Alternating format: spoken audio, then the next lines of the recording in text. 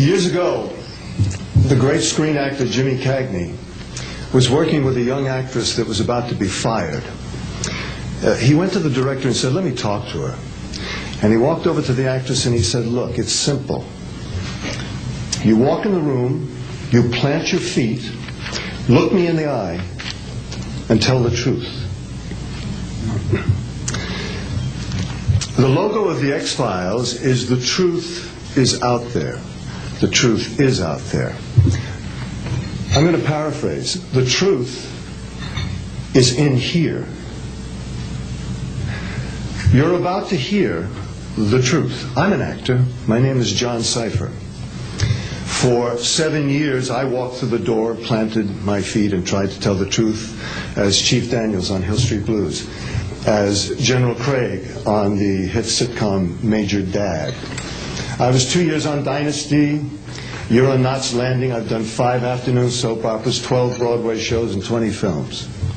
One of the Broadway shows I did was the great musical Man of La Mancha on Broadway. I was Richard Kiley's original understudy. I sang the words to dream the impossible dream, to fight the unbeatable foe, to bear with unbearable sorrow, to run where the brave dare not go.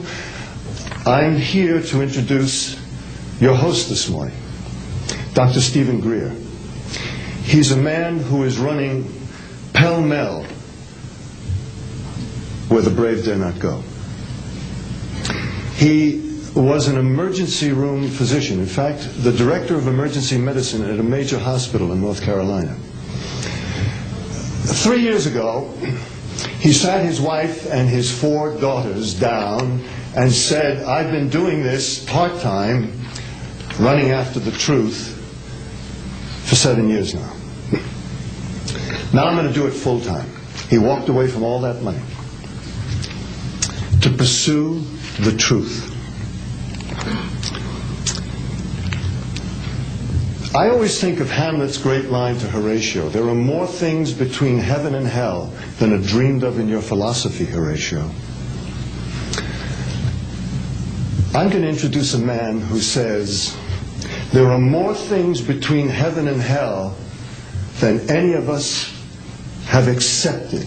And I have the witnesses and the documents to prove it. Ladies and gentlemen, Dr. Stephen Greer.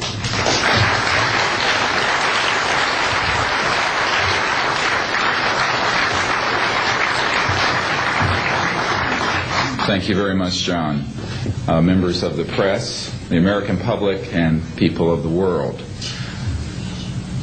We are here today to disclose the truth about a subject that has been ridiculed and questioned, denied for at least 50 years. The men and women who are on this stage and the some 350 additional military intelligence witnesses to the so-called UFO matter and extraterrestrial intelligence can prove and will prove that we are not alone. I would like to thank Sarah McClendon, who is with us today, the famed White House correspondent, for her sponsorship of this meeting. Thank you very much, Sarah.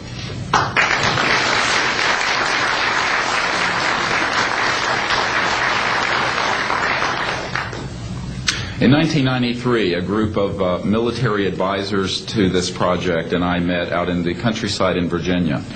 And we decided that it was time for civilians, military, intelligence, and other people to come together to disclose the truth about the subject which is called UFOs. Since that time, I have personally briefed a sitting director of Central Intelligence, James Woolsey, President Clinton's first CIA director. I have personally briefed the head of the Defense Intelligence Agency, the head of Intelligence Joint Staff, members of the Senate Intelligence Committee, many members of Congress, members of the European leadership, the Japanese cabinet, and others. And what I have found is that none of them are surprised that this is true, but they are uniformly horrified that they have not had access to these projects. We can establish through these witnesses whom we have identified, which now number over 400, and these are people who have been inside the CIA, NSA, NRO, Air Force, Navy, Marines, Army, all divisions of the intelligence and military community, as well as corporate witnesses, contractors to the government. And these are folks who have been involved in so-called black budget or covert unacknowledged projects. These unacknowledged special access projects are taking in at least $40 to $80 billion per year. And they are sitting on technologies that can change the world forever.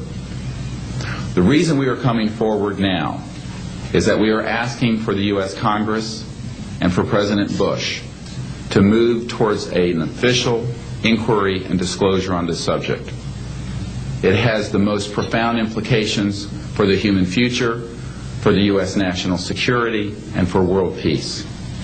Specifically, technologies connected to UFO and extraterrestrial vehicles, if declassified and used for peaceful energy generation and propulsion, would solve the looming energy crisis definitively, would end global warming, would correct the environmental challenges that the Earth is facing. It is also critical that we begin to debate as a society the propriety of placing weapons in space. If indeed, as we can prove, it is true that we are not alone and that space is territory which we are sharing with other civilizations, it could be a very imprudent, destabilizing thing to place weapons in space. This is not being debated because it is off the national and international radar screens. It needs to be placed on it, and we are here today to do it. We can establish through this testimony that these objects of extraterrestrial origin have been tracked on radar going thousands of miles per hour, stopping and making right-hand turns, that they use anti-gravity propulsion systems, which we have already figured out how they work in classified projects in the United States, Great Britain, and elsewhere. That these objects have landed on terra firma, at times have been disabled, and have been retrieved specifically by teams within the United States, that extraterrestrial life forms have been retrieved, and their vehicles have been taken and studied thoroughly for at least 50 years. We can prove through the testimony and documents that we will be presenting that this subject has been hidden from members of Congress and at least 2 administrations that we are aware of, presidential administrations, and that the Constitution of the United States has been subverted by the growing power of these classified projects, and that this is a danger to the national security. There is no evidence, I wish to emphasize, that these life forms from elsewhere are hostile towards us.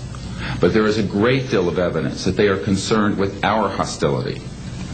There are times when they have neutralized or rendered inert the launch capabilities of intercontinental ballistic missiles. Witnesses here today will describe those events to you. They have shown clearly that they do not want us to weaponize space, and yet we are proceeding down that dangerous path. And it will be established that these projects, because they have not been supervised properly by the Congress, by the U.S. President, by the international community, have become a threat to the national security.